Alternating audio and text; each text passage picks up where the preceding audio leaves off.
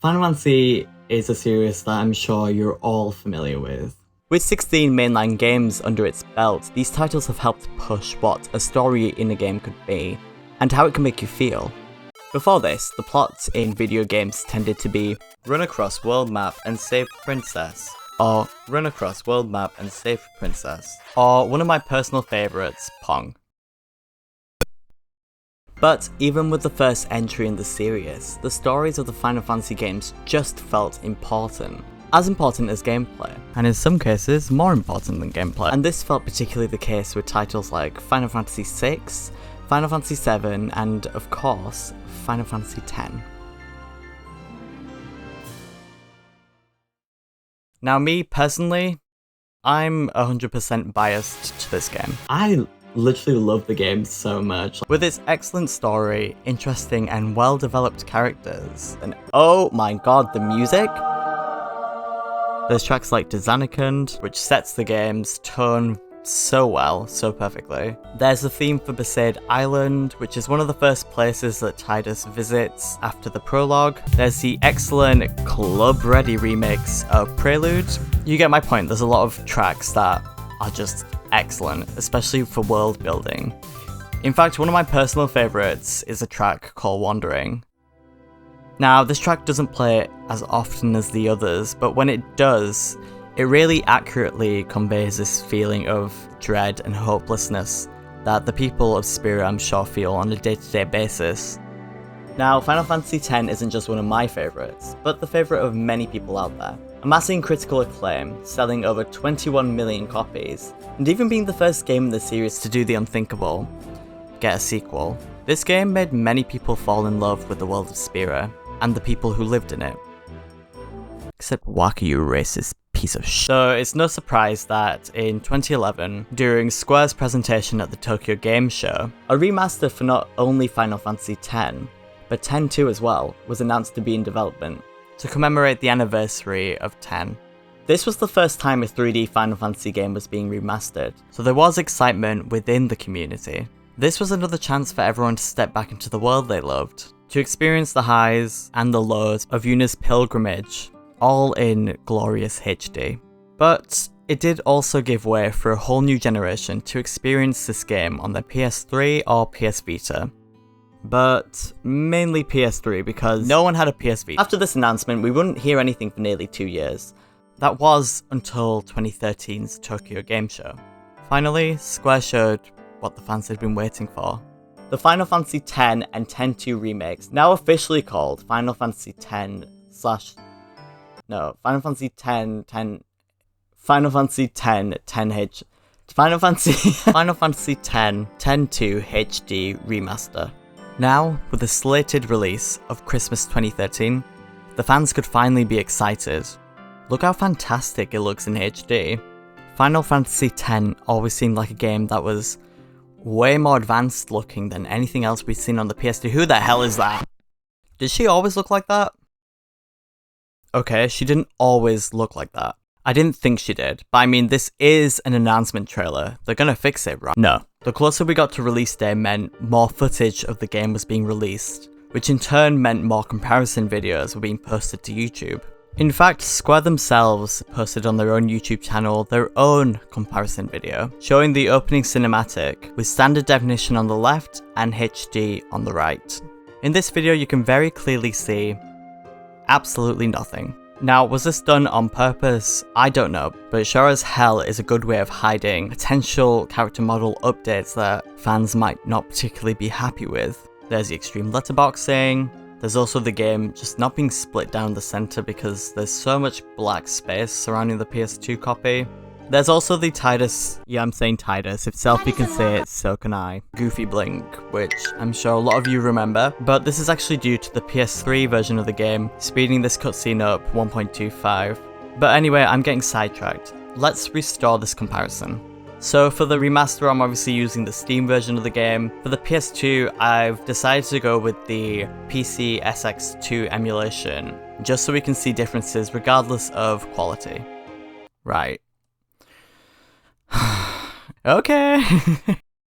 So we can already see a few differences. Look at this shot from the HD remaster, for example, and then look at I'm just kidding, this is the original game. I know we do have the benefit of the PS2 game being upscaled, hindsight and all that, but in its own right it does actually hold up pretty well. I will say in some aspects it looks horrible. When the remaster did finally release, it was met with a mixed reception. A few of the biggest changes were that the menus look like they've been designed with lights on this time. There is also the arranged soundtrack, which, unpopular opinion, I actually love.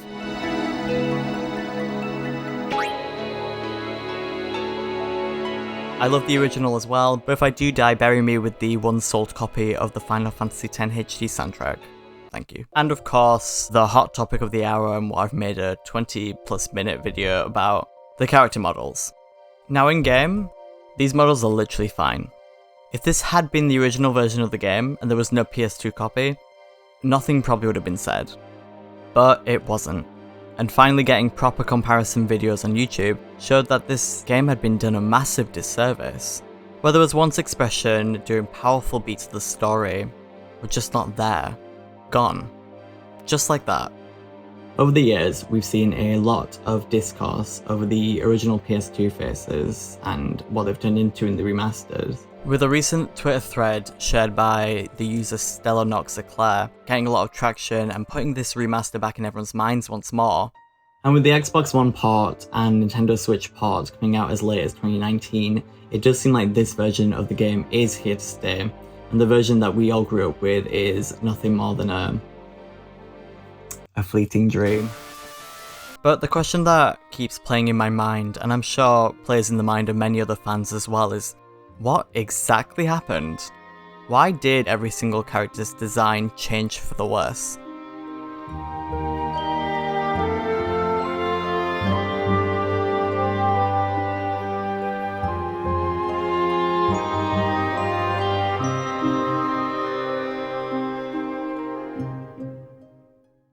Let's start this story by taking a step back to 2013. Square Enix had just released the Kingdom Hearts 1.5 remix in Japan. Now this was a collection of two Kingdom Hearts games, all re-released in HD. Kingdom Hearts 1 originally released in 2002, a couple months after Final Fantasy X. Now, during an internal interview for the 1.5 remix with the Kingdom Hearts director Tetsuya Nomura, he stated that Kingdom Hearts was created a long time ago. The original data was missing already. It was lost, so we had to research. To dig out the original game and recreate everything for HD? It was not that easy. Now, funnily enough, this actually isn't the first time that Square's mentioned that they've lost the source code for older titles. I mean, the president of Square Enix himself, Yosuke Matsuda. Oh. Ex-president. I need to update my script. So the ex-president said that the company doesn't have the source code for old games, as there was no reason to archive them. To be fair, the people at Square didn't have any clue that they would be re-releasing these classic games for like modern consoles in 20 years. Now with Final Fantasy X, obviously the same thing happened. In an interview with Polygon, producer Yoshinori Kitase said, "There's also the fact that we don't have all of the data from the original development project left. Our internal programmers are the ones handling data salvage and repair. Most of the data they used to salvage the game came from a physical copy of Final Fantasy X. Then using that data, they managed to recreate the game." Okay, truth be told, I don't really have an understanding of coding, but from what I do understand, it seems like all of the assets of the original game could be reused. So, what's the issue then? Well, the source code would also contain the uncompressed original assets as well. So think your FMVs, your backgrounds, and of course your character textures. With a PS2 copy of the game, you're really only just limited to the compressed version of these assets.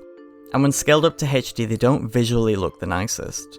So these assets were instead recreated. Or, in the case with the FMVs, well, let's just move on quickly. I always felt the NPCs were treated with the least respect. They all basically look like they're from the original game. Obviously they're not, especially when you compare them back to back, but it still looks jarring compared to the main cast. There's a big difference in quality there. Square had also made the decision to partner with developers Virtuos. Now, Virtuos was seemingly chosen for their rich history importing games. their most well-known titles being the universally acclaimed Wii versions of the 2K sports games. Oh, they also did Madagascar Carts for the Nintendo DS. Okay, so jokes aside, they are well regarded for ports and remakes. I mean, they've gone on to do remakes like Heavy Rain, Assassin's Creed. They even helped Square with the Final Fantasy XII remaster. And these remasters, well, they just look excellent. They really keep the identity and heart of the game without changing too much of the original art style. As I previously mentioned, the assets for Final Fantasy X were lost. This gave Virtuos a hell of a lot more work to do. The other games were also in HD to start with, so it was a lot easier of a job to up-res. Unlike 10, which was a PS2 game released very close to the PS2's launch, in standard definition. So wait, let me get this straight. Virtuos were tasked with creating HD assets from a 10-year-old game with none of the original assets. And because Square wanted this out before the 10th anniversary, they also had the industry standard of a good old doomed crunch time. Yeah, good fucking luck. I think there's also the issue of not having Square's original art team working on the game as well. Or more specifically, the character texture team. I mean, Square did work on the remaster, but the 20 people listed here pales in comparison to the 500 plus people who worked on the original. And do I even need to say that none of those people listed were any of the texture artists from the original game? So with texturing being handed over to Virtuos, you can absolutely see the impact this had on the game. At the end of the day, whether you think this is a bad change or a good change is up to you. Art is subjective, blah blah blah, but if you want my personal opinion, I think these new character models look awkward. They look lifeless, and a huge downgrade in art style from what the original offered and what was the original artistic intent. Not to mention there's a handful of inconsistencies as well, like Kamari's arm shield. Because I'm sorry, what the hell? Now, I've yet to mention one of the biggest hurdles for development. What I personally believe to be the main reason the remaster turned out the way it did. As I'm sure you figured out by now, Final Fantasy X on the PS2 runs on, well, the PS2. Now, back in 2000, when the PS2 first launched, Sony were very insistent on marketing the graphic processor that the PS2 used, which they called the Emotion Engine. Probably named due to the fact that the 6th generation consoles could more realistically portray emotions, compared to whatever the hell this is. Probably also because developers felt very emotional when creating games for the PS2. In fact, the working title for the Emotion Engine was the Emotional Engine. Source? I made that up. Yeah, the Emotion Engine was infamously quite a nightmare to work with. And there was many studios who came forward to talk about exactly how devilish this engine was to work with. I mean, these were the articles I could find with just a little bit of research.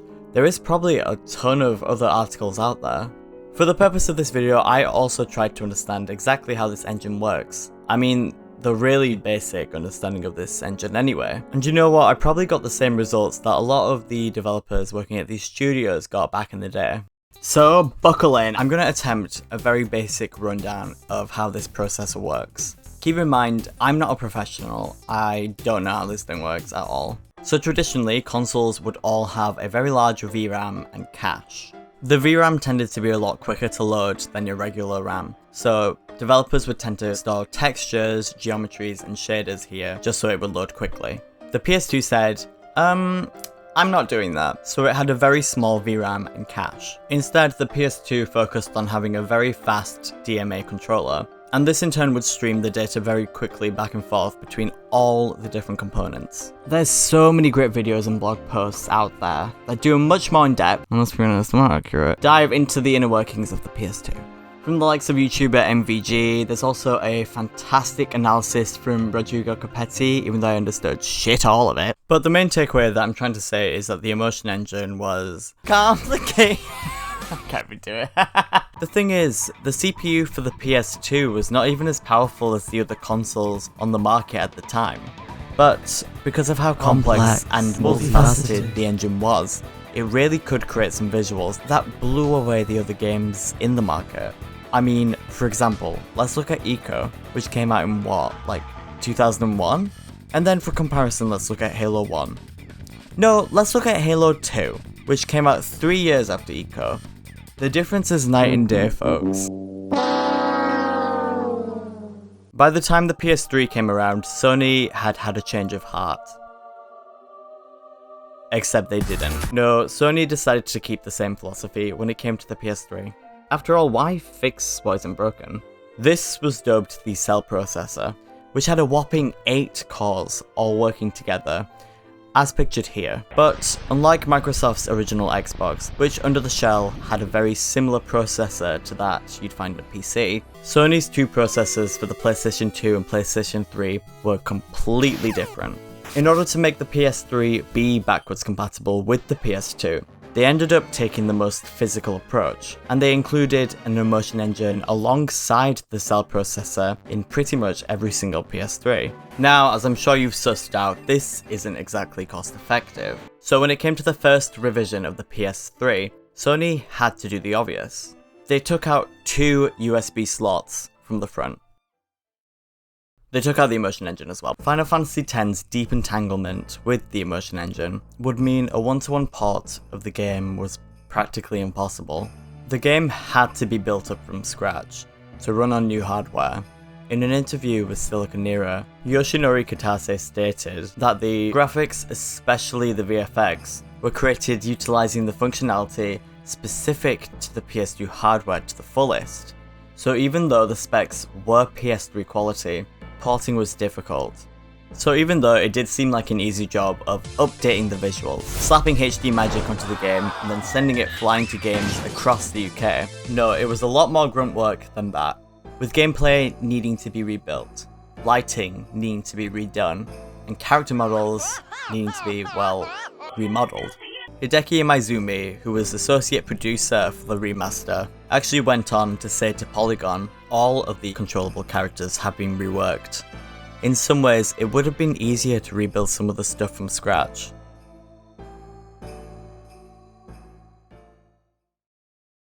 I think that last quote is the main takeaway for me.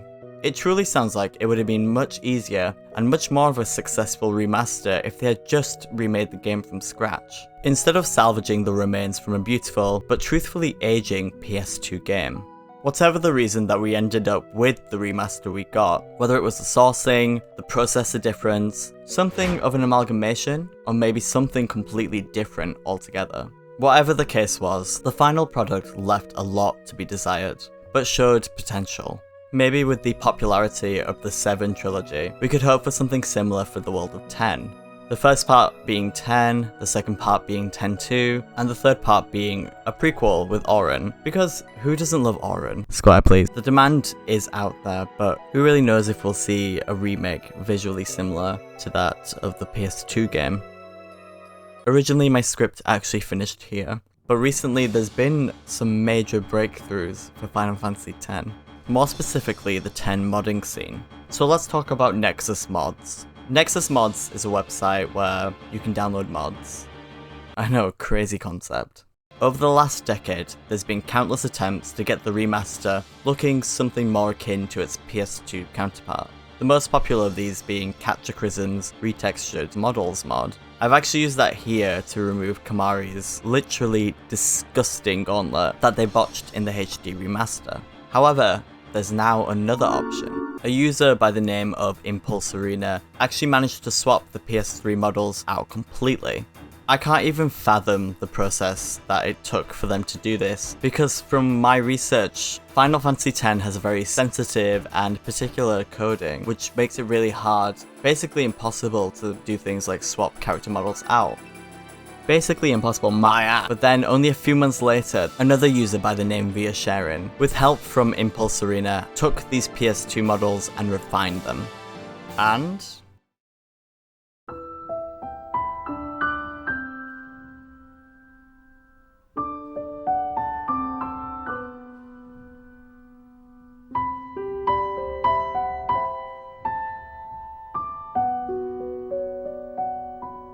well, this mod just speaks for itself. When I picture a Final Fantasy X remaster, this is what I envision. There's a few different options included, so you can find a style that works for you and your preference. They've also made models for Wakka, Lulu, Seymour, auron, and Rikku. As of now, there isn't a Komari model swap, but Komari Loki looks the same, minus his gauntlet. Is that racist? Truthfully, aside from Tidus and Yuna, I don't really mind the HD models, but it's nice to have the option there. As a bonus, they've also managed to swap the low poly models that you would typically see in-game for the high poly model counterparts, the ones typically reserved for cutscenes. This for me is a game changer. It creates a way more cohesive experience, an experience that I don't think we've really experienced before in this game.